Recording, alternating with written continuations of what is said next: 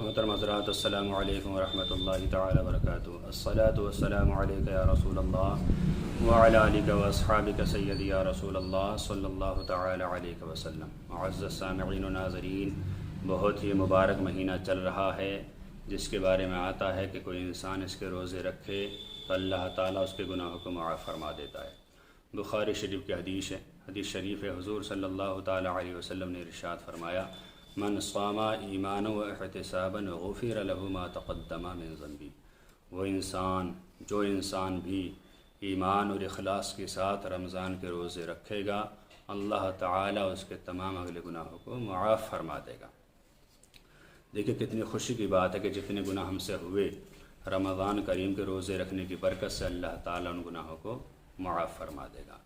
اور ایک روایت میں آتا ہے کہ حضور صلی اللہ تعالی علیہ وسلم نے ارشاد فرمایا کہ اللہ تعالیٰ ہر رات رمضان شریف کی 10 لاکھ گناہ گاروں کو جہنم سے آزاد کر دیتا ہے،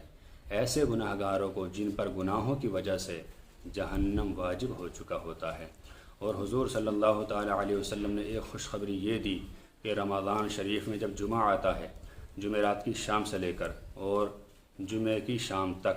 یعنی پورے 24 گھنٹے، حضور صلی اللہ تعالی علیہ وسلم ارشاد فرماتے کہ جمعے کے فضائل یہ ہیں کہ رمضان شریف میں جب جمعہ آتا ہے تو اللہ تعالی ہر رات جیسے 10 لاکھ گناہ گاروں کو معاف فرماتا ہے، جہنم سے آزاد کر دیتا ہے، لیکن جمعہ ایسا برکت والا دن ہے کہ اس کی ہر گھڑی میں اللہ تعالی 10 لاکھ گناہ گاروں کو بخش دیتا ہے۔ آپ اندازہ لگائیں، مغرب کی نماز سے لے کر جمعرات کے دن، پھر جمعے کے مغرب کی نماز تک 24 گھنٹے اللہ تعالیٰ ہر گھنٹے، ہر گھڑی یا ہر لمحہ یا ہر منٹ 10 لاکھ گناہ گاروں کی بخشش فرما دیتا ہے۔ اور حضور فرماتے یہ سلسلہ ہر جمعے کے لیے ہیں، اور روزانہ جتنے معاف ہوتے ہیں اور ہر جمعے کو جتنے معاف ہوتے ہیں ان کی مقدار میں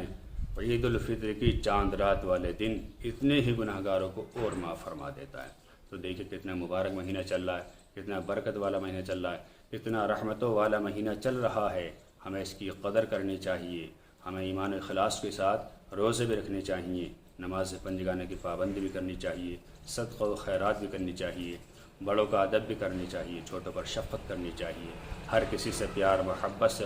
حسن اخلاق سے بولنا چاہیے۔ اللہ تعالیٰ سے دعا ہے کہ اللہ تعالیٰ اس ماہ میں ہر مسلمان کو خوب نیک بننے کی توفیق عطا فرمائے۔ السلام علیکم ورحمۃ اللہ۔